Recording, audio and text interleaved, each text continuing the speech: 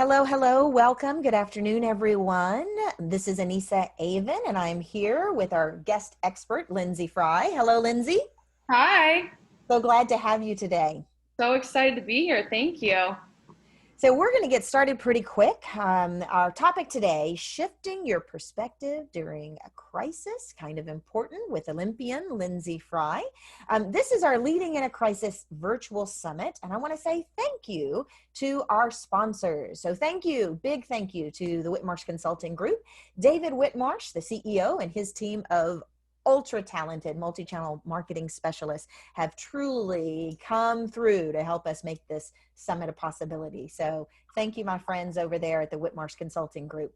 Want to say thank you to Insperity HR that makes a difference. I reached out to Insperity, asked them if they thought they wouldn't mind throwing in and helping us make this Leading in a Crisis Summit a success. And they said, sure, what do you need? And I said, well, how about providing something free, a way for our audience that matters right now. And they came back and said, well, how about a free HR financial analysis report and confidential debrief? So very briefly, just want to say this is kind of a big deal. It's complimentary. They know that not everyone that takes advantage of this HR report is a good fit to be one of their clients. They said that didn't matter. That wasn't the point. They know that HR budgets have completely been backburnered out the window, tossed in the waste bin, because what we prepared for at the beginning of this year is no longer valid from this point forward, and potentially, if not definitely, into 2021. So if you are in HR and you might benefit from that complimentary advice consultation, seeing what other organizations are doing and comparing your budget with what other successful organizations are doing, don't hesitate to take advantage of that. You can learn more at turnkeycoachingsolutions.net/HR report. And our final sponsors that I want to mention is actually our internal team of strategists. We have a pretty cool data-driven strategic planning process. It's really oriented around growth and high growth organizations that want to create executive team alignment using data and using research around what successful organizations do as they grow. Well, my team has taken that, turned it upside down, implemented pandemic and crisis related data and strategies, and put together a package that isn't exactly free, but it's the next best thing. It's name your own price, because it's our way of saying, what do our clients need? What we're all going to need a new strategy to come out of this difficult time. So if we can be of service, it would be my honor. Give me a call about that strategic planning and alignment program at 281-469-4244. Little bit about me. My name, again, is Anissa Avon. I'm a management consultant and the CEO of TurnKey Coaching and Development Solutions. We provide enterprise learning and development solutions. And what I'm pretty proud of right now is the 50 plus experts like Lyndsey Fry, who have so generously and graciously joined together to share our strategies, their strategies for leading, navigating, managing our emotions, supporting our employees, crisis management, etc. during this difficult time. And so Lyndsey, I want to tell you a little bit about Lyndsey. Lyndsey, Olympic medalist. She's a marketing strategist with the Arizona Coyotes. Am I going to say this right? Arizona Kachina's president, business owner, and motivational speaker. Lyndsey received her BA in History of Science from Harvard University in 2015. And it was during that time at Harvard that she took a leave of absence for a year to go play for the 2014 Olympic ice hockey team. She won the silver medal. She's going to tell us, I hope, a little bit about that experience. And she's also going to share with us how she's developed her own business and her own motivational speaking, and more specifically, why this is the opportunity to seize the opportunity, to be resilient, to dig deep and find out what's really inside of us, to find purpose and meaning. So I'm really grateful that you're here, Lyndsey. Tell us a little bit about you. What did I miss? What are we going to talk about today? No, that all sounds good. Do you want me to start sharing my screen and I'll kind of Yeah, go you bet. through a bit? Awesome. You bet. All right. Can you see that okay? Yes. Wonderful. Okay, so like Anissa said, my name is Lyndsey Fry. I am actually from the state of Arizona, which surprises a lot of people when they hear that I'm an Olympic ice hockey player. And I'm really proud of the fact that I'm actually the first ice hockey player from the state of Arizona, male or female, to compete in an Olympic Games. And I'm also the first winter Olympian from Arizona to earn a medal. So I'm very proud of that, and always knew I wanted to come back and make a difference here in my community. And I'm fortunate. I'm still pretty young, so I'm very fortunate to have the opportunities I've had thus far to be a leader in my community, and I love it very much. So I'll just kind of go through my story a little bit, because a lot of you are probably wondering, how the heck did this little girl from Chandler, Arizona become a hockey player? It's funny, what for me, I actually fell in love with the Mighty Ducks movies when I was 4 years old. My dad was commuting back and forth to Southern California, so I got to go to some real Ducks games, which was really cool. And they got me these like plastic skates that would strap onto your shoes, and I would just skate up and down the driveway for hours. I absolutely loved it. I started as a roller hockey player actually when I was 5 years old, and when I was 6, the Arizona Coyotes, at the time they were the Phoenix Coyotes, the NHL team, had just come to town, and they started building some rinks around Arizona. So they built one in Chandler, in my hometown, and this was one of my very first ice hockey pictures from my Chandler Junior Polar Bears team. My mom was very set on making sure everyone knew I was a girl. She put that big old bow on my head, and I've almost forgiven her for it. But I played with all the boys. Around this time when I first started playing, there were really less than 30 girls in the state of Arizona between the ages of 6 and 19 playing hockey. So I was one of the few, and I loved it. It didn't bother me at all to play with the boys. I had an absolute blast with it, and I grew up playing with them from the time I was about 6 or 7 all the way up through the time I got into high school. So when I was in high school, I knew by this point, I wanted to be an elite hockey player. I was one of the better players on my boys team. But unfortunately, we started to understand the college hockey process and recognize that if I wanted to play in college someday and hopefully make an Olympic team, I needed to find, one, an option where I could play with the girls, but two, an option where I was going to get recruited for college, because these college hockey coaches certainly weren't going to find me playing on a boys team in Chandler, Arizona. So I was really lucky. Another one of my friends from Arizona, who's also a very talented hockey player, she and I and our parents all decided that the best option for us would be to go and play for an organization in Colorado called the Colorado Select. And we would literally, I cannot thank my parents enough for all the sacrifice and the commitment, but we literally would get on a plane twice a month, fly to either Colorado for practices or fly to wherever else in the country we were playing to play our games. And it was a lot of travel, and we did that all throughout high school. It got to the point where my junior year, my public school told me they weren't going to be able to handle it anymore, so I had to switch to online school. So this whole online learning situation and all these online meetings is very familiar for me. Mm-hmm. Yep. So I switched to online school, and was very fortunate that it paid off, and I was able to get recruited to go play at Harvard University. And it's interesting because, a lot of people think of Harvard, and of course they think of the academics, but they also are one of the oldest women's hockey programs in the country. And it's been a very, very successful program for a long time. And for me, while the Ivy League schools don't do Division I scholarships, they don't do athletic scholarships, which is something a lot of people don't realize. I saw the opportunity to go play for a phenomenal hockey team and get an amazing education as the ultimate reward for all the time I had put into my sport. I really believe that while maybe I wouldn't have been able to get there on grades alone if I had put all that time and energy that I put into practice into my academics. Then I felt like I would have gotten there. So it was kind of this amazing reward, amazing opportunity. Had a wonderful time at Harvard. It was a little rocky at first, but I won't go into that. I definitely struggled with the college transition, but overall had a great time there. And like Anissa said, after my junior year, I was selected to play on Team USA for the Olympic team.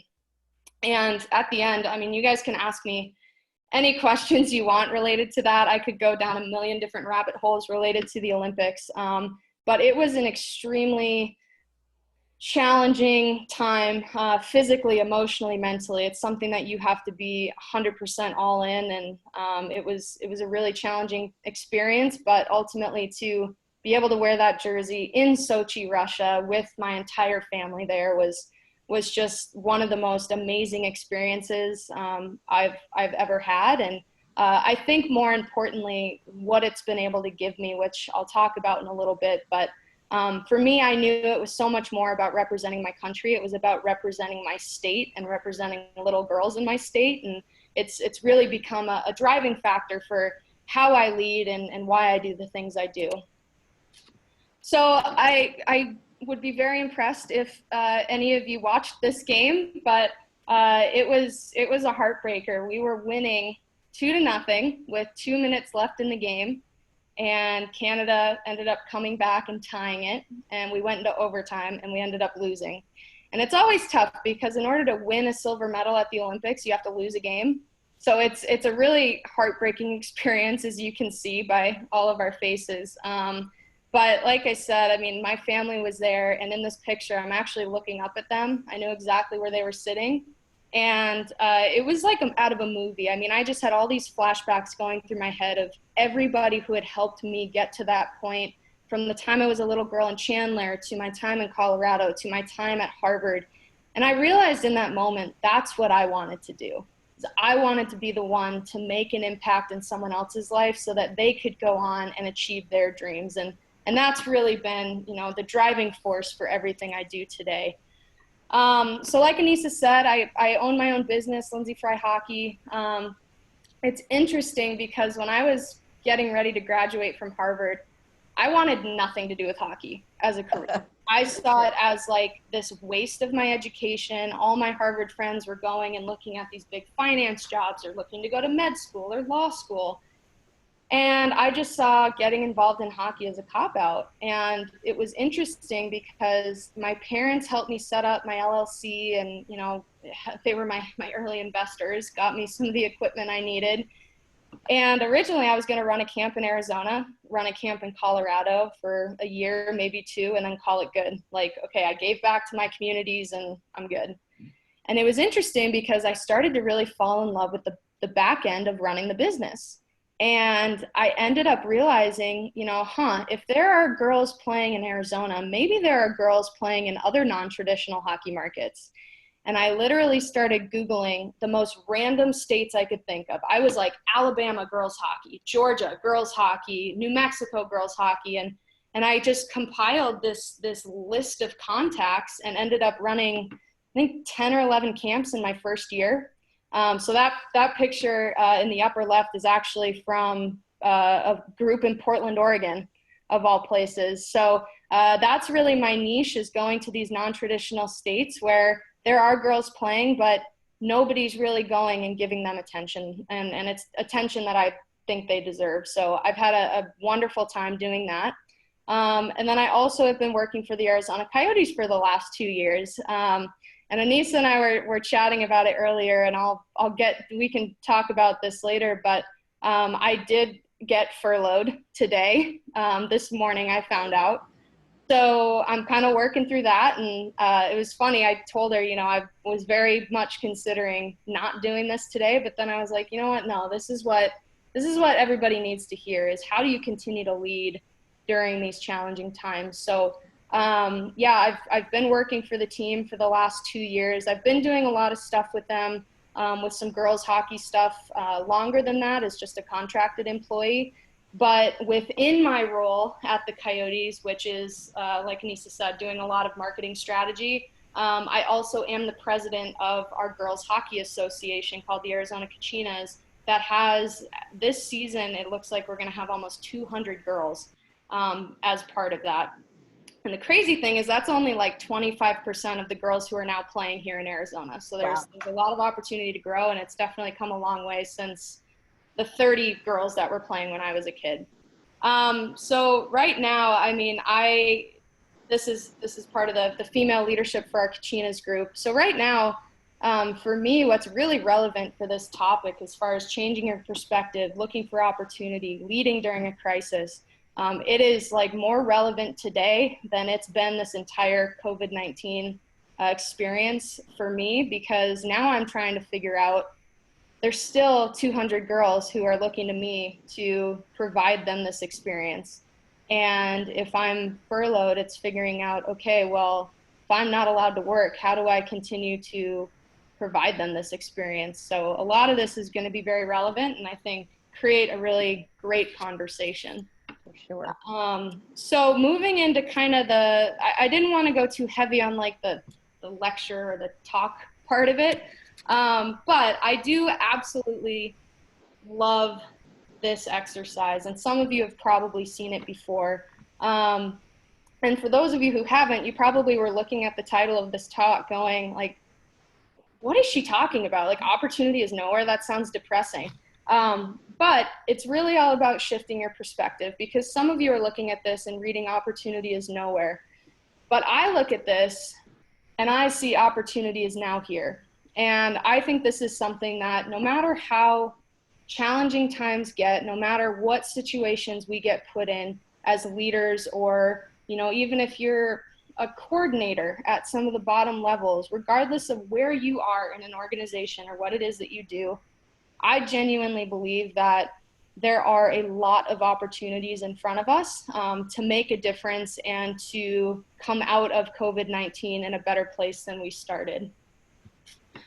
So as far as, you know, I'll speak in the business realm because that's where I'm the most comfortable, but the way I see it is kind of this scale effect as far as the impact that COVID-19 has had on business.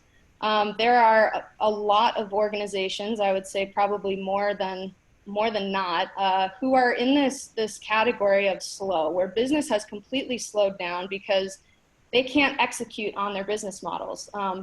We are a professional ice hockey team. This is a perfect example of one of these businesses. We have really no revenue streams at all.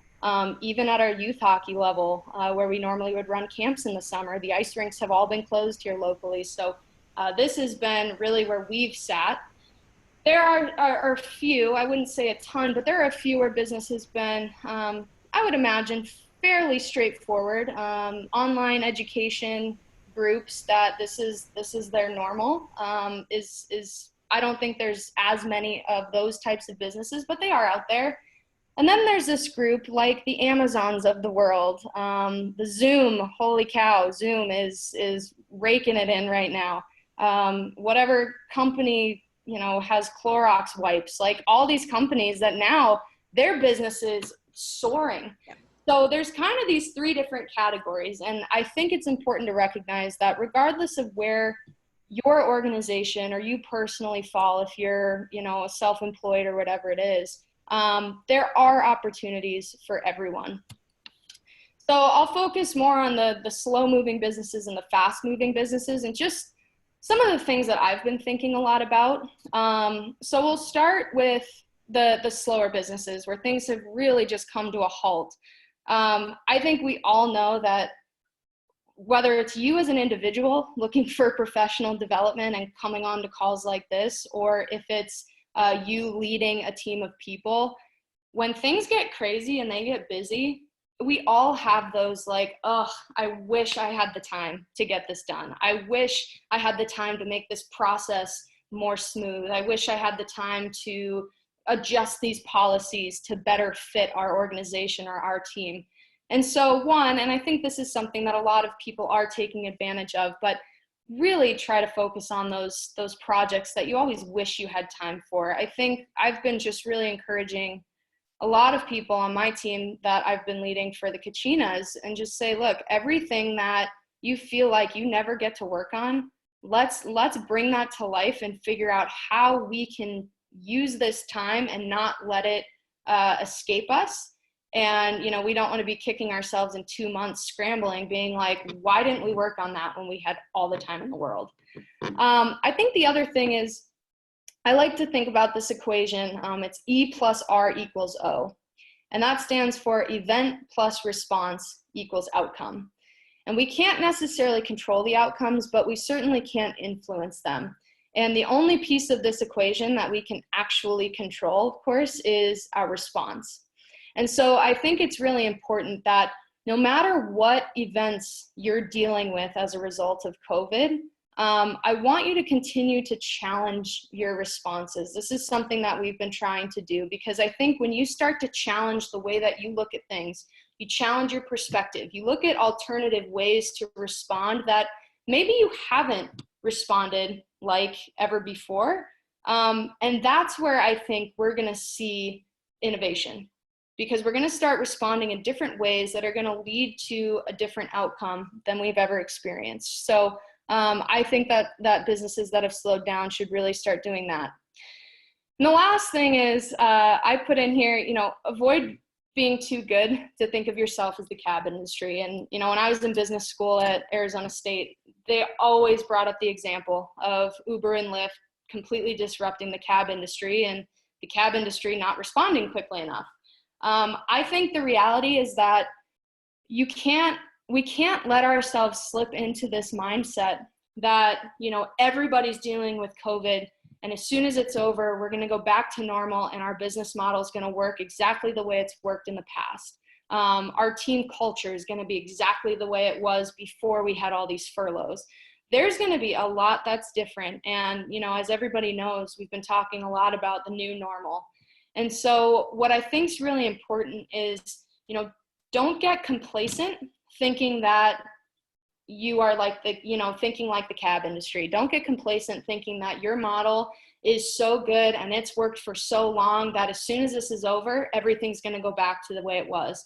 I mean, I genuinely don't think that's the case. And I think it's really important for us to check our egos at the door a little bit as businesses, as leaders, and be able to say, you know what, things may be different. So how are we going to adjust? So shifting over to businesses that are moving really quickly, I think this is a great opportunity. I mean, you are in a position, if you are one of these businesses, I think to just aggregate a ton of knowledge very quickly.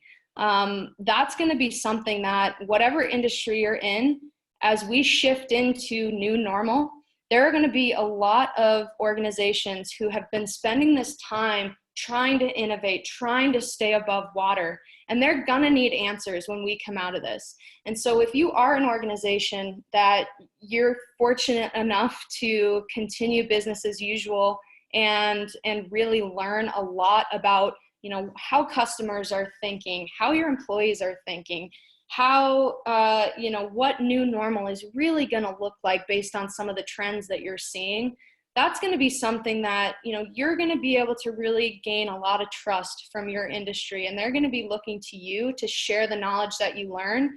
And I think, you know, this is purely a prediction, but I really think, you know, you're going to have some businesses that aren't going to pay attention to this stuff closely enough. And in 2 or 3 years, they're going to need your knowledge. And I think there's an opportunity for some consulting partnerships down the road. And then I think for the fast industries or the fast-paced industries right now, it's just so important to recognize that you are one of the lucky ones. And, you know, all those companies, I think, know that, and we're seeing it.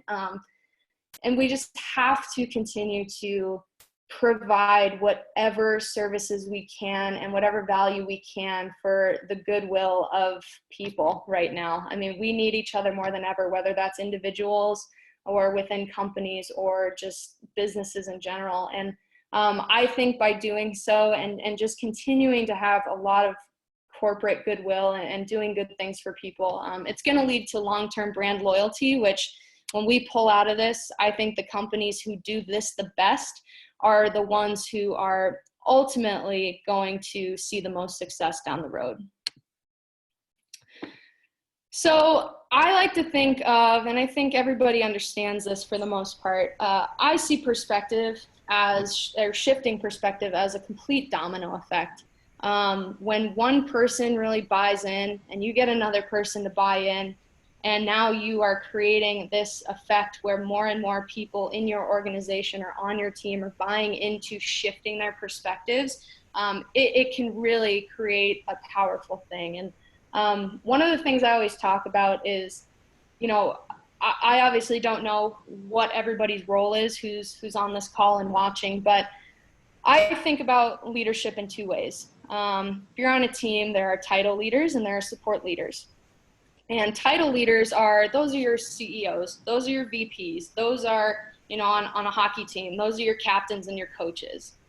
And your title leaders are important because, you know, obviously you need that one person to help bring everyone together, make decisions. And I think your title leaders can really start the domino effect. If they shift their perspective, they start leading their team in a way that gets them to start shifting their perspective, there can be some really positive change.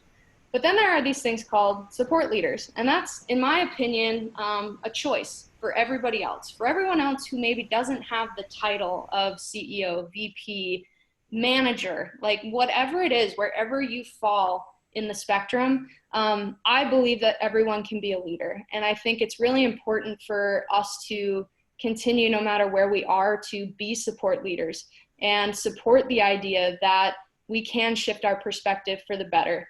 And the more and more people that do that, the more we're going to see this domino effect, and the more that perspective is going to change as an organization to create buy-in. And I think the last thing I would say, as far as, you know, if you are a title leader, I would really encourage you, as you're shifting the way that you're looking at things, you're trying to innovate. While, mind you, I understand many of you are also just trying to keep businesses afloat. But as you're trying to innovate in and amongst all of that, people are much more likely to buy in, as I think we're all seeing. They're a lot more likely to buy in and rally behind something when the directive isn't, let's just stay afloat. If you can change, even if it's just changing your messaging to, we're going to innovate in a way that's going to help us survive this and come out of this stronger, that sends a much different message to people than our only objective is to stay in business. So I think there's a really good opportunity for leaders to continue to shift the message, shift the perspective, and that ultimately, in my opinion and in my experience, is going to help people continue to buy in. Oops, let me get my button here, sorry.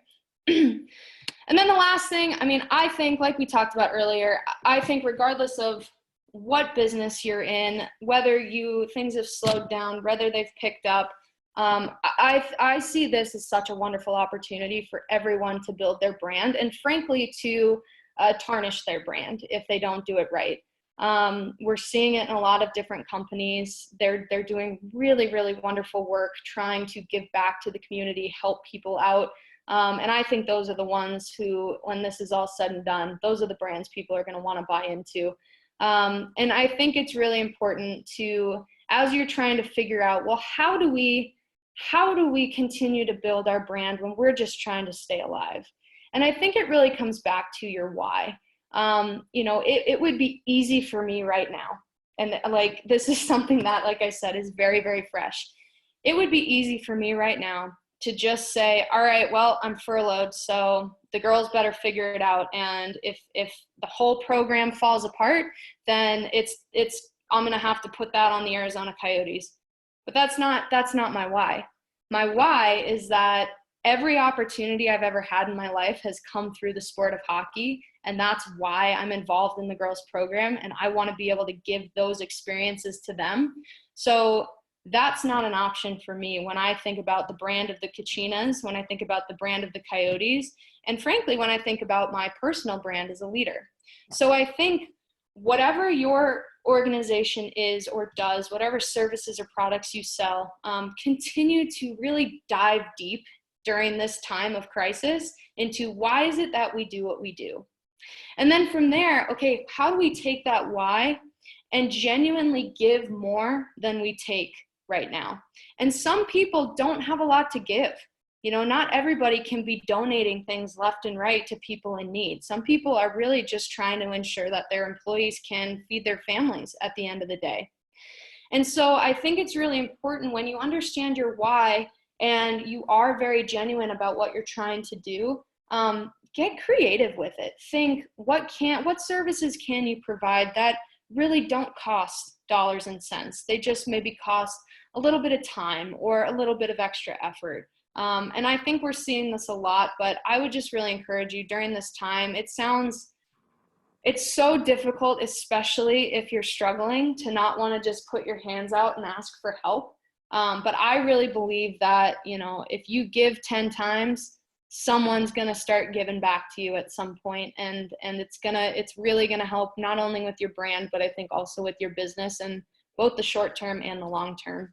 So that's kind of just my structured talk, and I'm super excited to get into Q&A and talk more about, you know, everything that's going on right now. But to recap everything, I'm not going to read this to you guys. You guys can all read, but I think just continue to remember, even when it gets tough and you feel like hanging your head and just throwing in the towel, opportunity is now here. There are opportunities left and right. We just have to have our eyes open and be willing to look for them.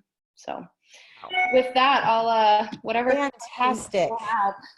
And I have a lot of questions, as my children tell me I have too many questions. Do you want me real quick? So I'll stop sharing my screen and then. Okay, perfect.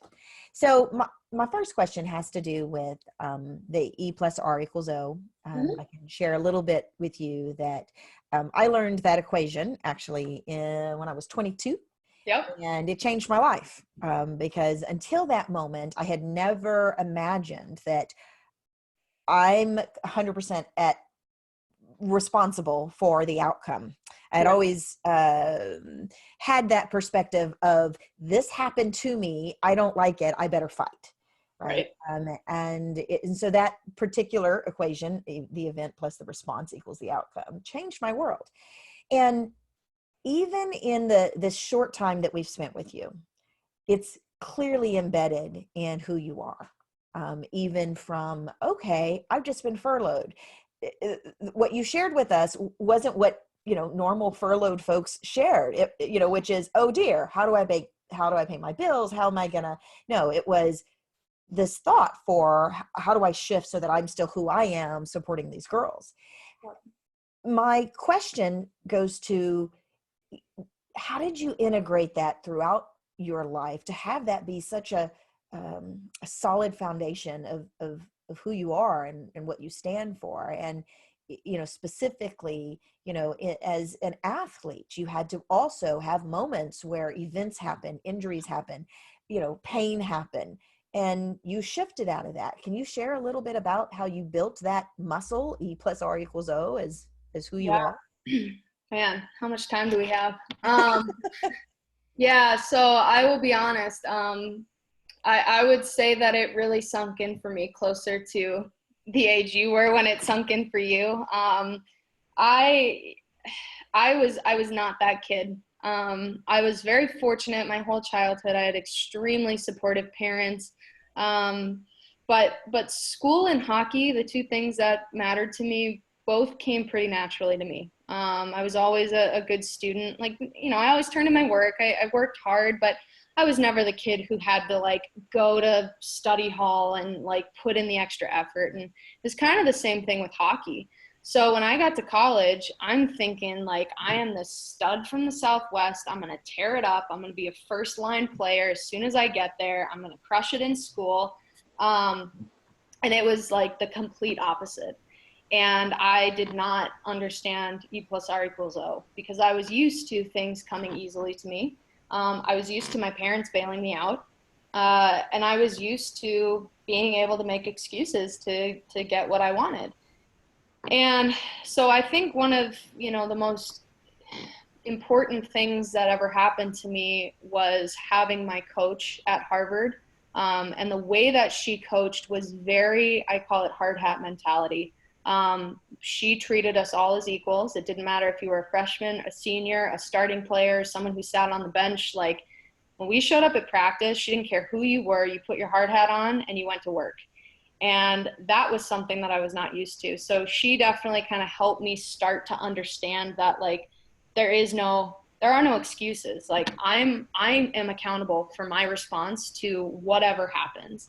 And I had a really rough freshman year. When I got to college, I had a really hard time adjusting to not only school, but also the hockey aspect. And just as like things were starting to get a little better, my best friend who I played with in Colorado passed away in a car accident 2 days before Christmas. And I was 18 years old at the time. And, obviously I was devastated. The rest of my freshman year was just kind of a wash. And my sophomore year, I kind of got, on track a little bit, but I still, I was in a relationship, then I got out of a relationship. I was very distracted. I was still trying to figure out, how do I use Liz's memory as fuel rather than like anger and frustration and confusion and all the other emotions that I couldn't control. And it wasn't until the end of my sophomore year, which, mind you, like, is less than 2 years out from the 2014 Olympics. And my Harvard coach was projected to be the Olympic coach at that time. And she sat me down and she goes, "Lyndsey, do you want this?" And I was like, I mean, yeah, of course I want this. Like, everybody wants this. And she's like, "No, do you want this?"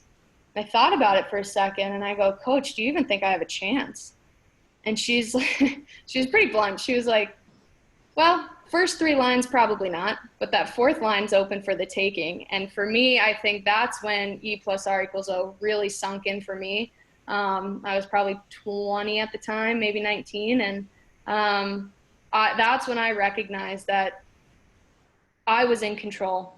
I couldn't necessarily control the outcome, but I had the ability to control everything in my power to influence the outcome that I wanted. And I just knew at that moment, like, I literally had the Olympic coach telling me I had a chance. And I knew that if I didn't give it everything that I could, then I would regret it forever. So that was for me when it really, really stuck. And it's something that I think has helped, like you said, build the foundation for everything I do now. Wow, that's just a great story. Thank you. It leads me to, and please, folks, don't let me hog Lyndsey. You'll ask questions too, because I will. There's been a few popping in my feed. Where do you draw your knowledge from? Are there, resources you would recommend, for example?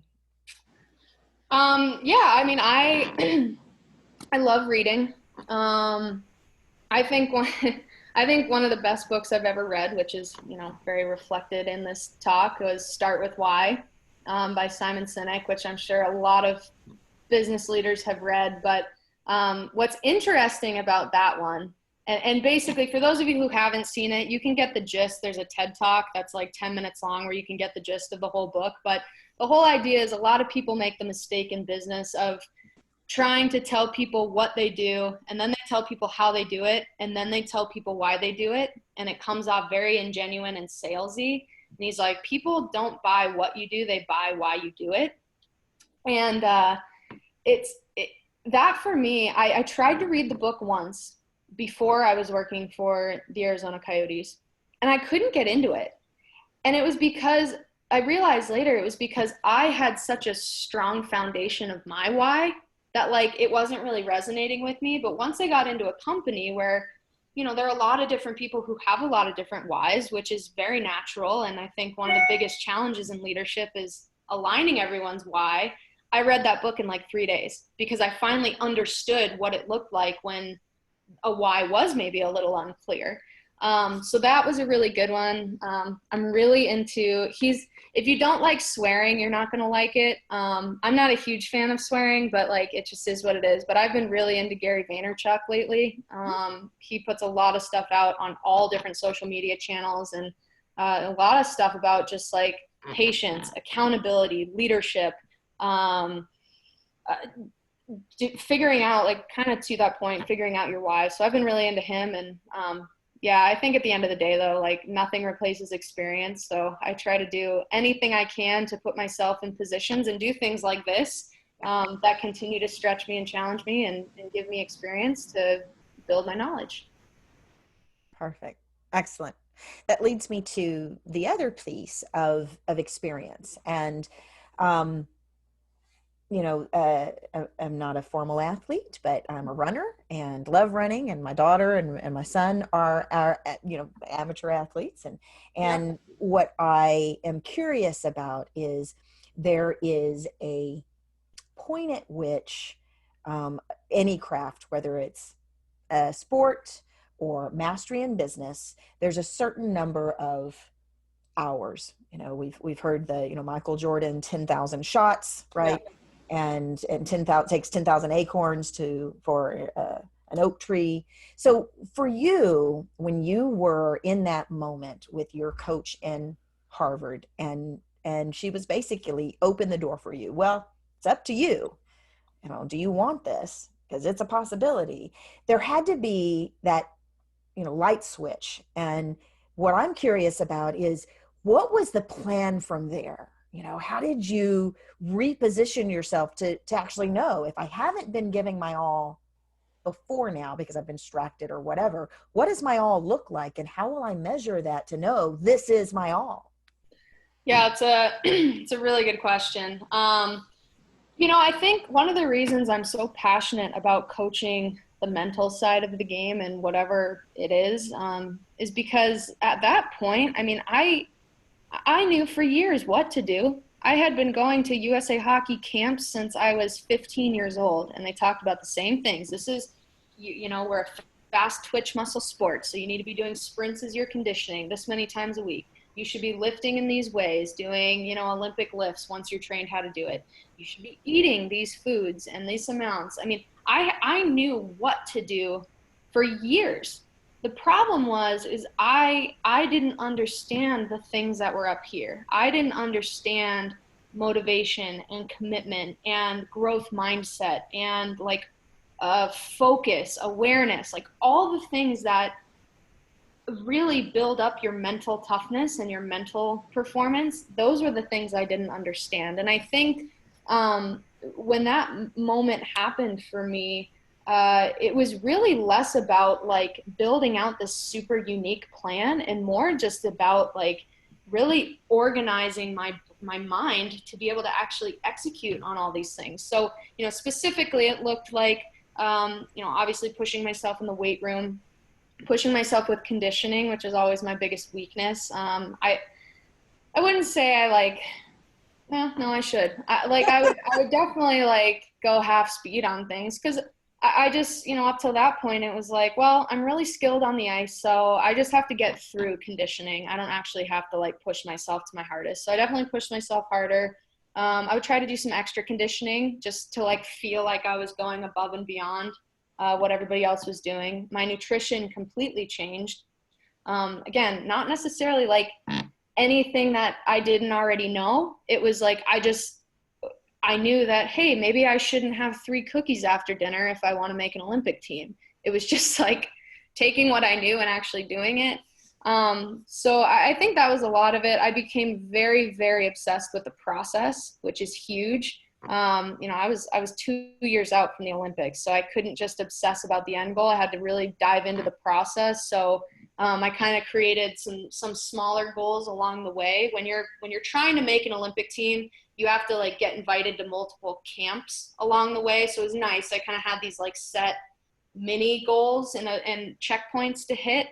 And I just, every single day I wrote, wherever I could, I wrote my favorite quote, which is "constant dripping hollows out a stone," and just reminded me that, I'm doing what I need to do today. It may not make an impact today, but if I do it today, tomorrow, the next day, it's going to put me in a position to get where I want to go long term. And then I also I became very good at managing my time, arguably obsessive, as I'm sure a lot of busy leaders understand, having their calendar booked from the time they wake up till they go to bed. But I'm all about maximizing my time. And that's something I've taken from that experience for sure.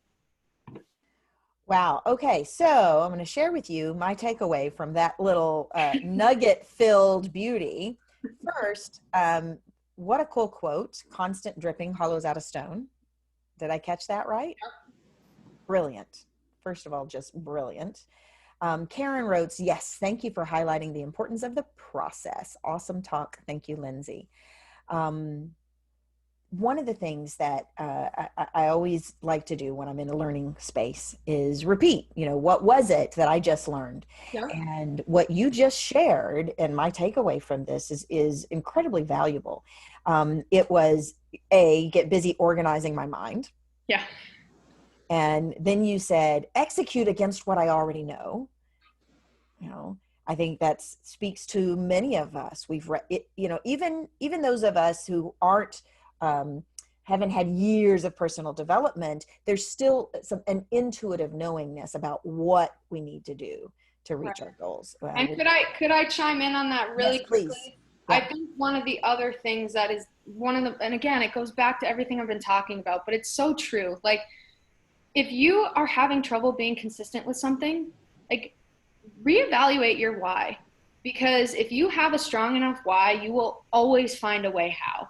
And that was like, to me, I didn't have a strong enough why. As soon as my coach told me, like, hey, wake up, you actually have a chance. And I started thinking about like the impact that would actually make in Arizona. That's when I was like, oh my gosh, I have to do this. So like, really, you're struggling with whatever it is, like, continue to challenge your why until it's strong enough to where you're gonna find a way how.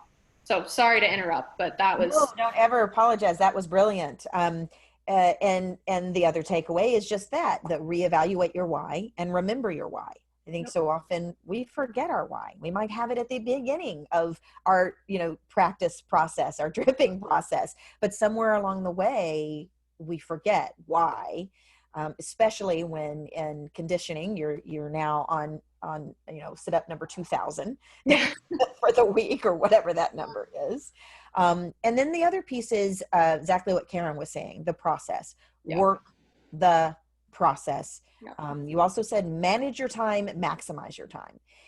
Any last minute words of advice about your mindset through all of that? Because from beginning to end, the formula clearly works. You're a success. You're going to continue being a success. You're sharing with us ways to be successful mentally, physically, in the pursuit of business, etc.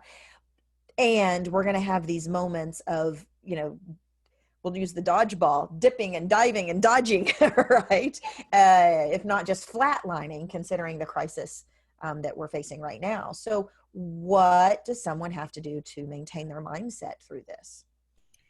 Yeah. I mean, there's a lot of things that you can do, and I call it an elite mindset, growth mindset, positive mindset, whatever you want to call it. I think one of the biggest things, especially in times like this, is just to continue to practice gratitude. I mean, constantly practice gratitude, because at the end of the day, I mean, my goodness, how fortunate we are that we have computers or phones and internet to be able to even be on this call having this level of a conversation.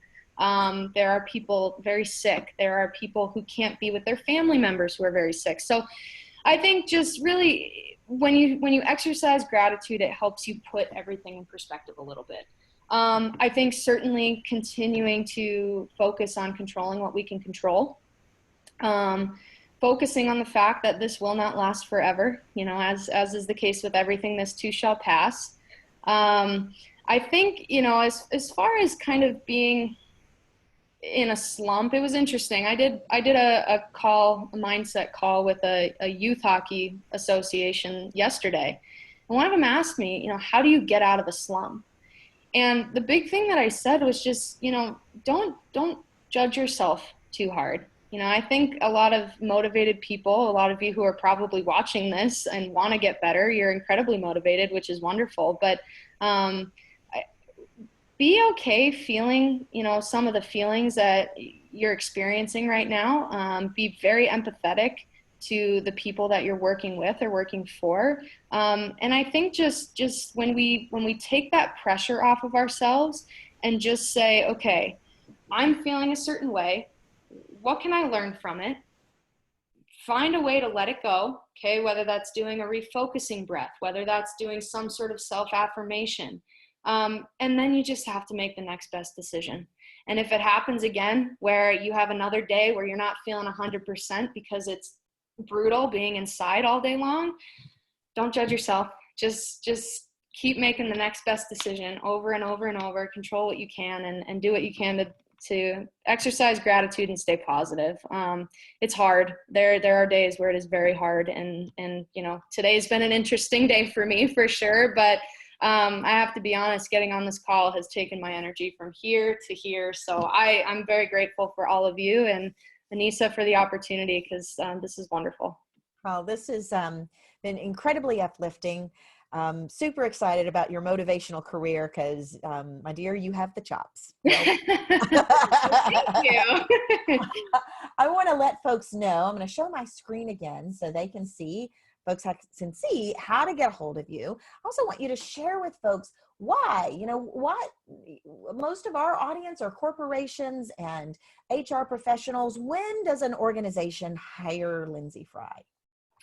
Well, I'm not working right now, so I'm available. So whenever, reach out. No, I mean, I'm generally fairly flexible, and I try to make anybody who reaches out to me, I'm all about providing value and sharing what I can. So any of you who reach out to me, I promise I'll respond to every single one of you, and we'll figure out something at some point. The other thing too, I mean, these are definitely some of the topics, but I really do believe that the Olympics is just such a unique thing that you can tie it into almost anything in this world.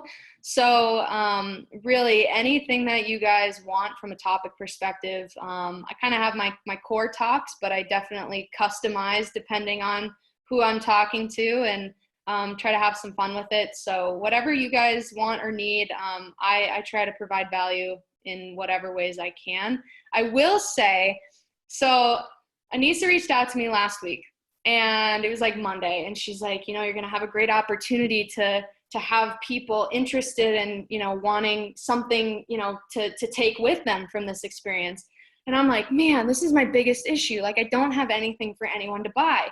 So I literally last Monday set a goal for myself to write a book in a week.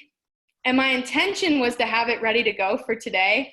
And then I learned that editing actually takes some time.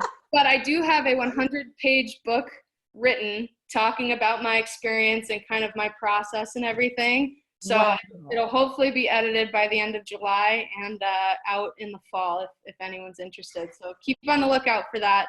Perfect example of you living within your why and living within your principles. You had 7 days. It was a couple late nights, but worth it. Worth it.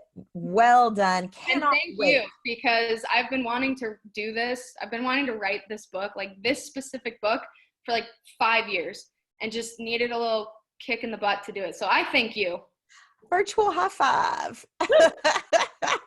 Well, thank you so much, Lyndsey. Folks, please reach out to Lyndsey. Share her message and this conversation with others. I also want to let you know how you can get a hold of TurnKey. If we may be of support or service, don't hesitate to pick up the phone and give me a call. That number I answer myself, 281-469-4244. We look forward to being of service. And Lyndsey, thank you. This has been fantastic. Oh, thank you for the opportunity. I appreciate it. This was awesome. Absolutely. Stay safe and healthy, and everyone stay safe and healthy. Bye, everyone. Bye. Thank you.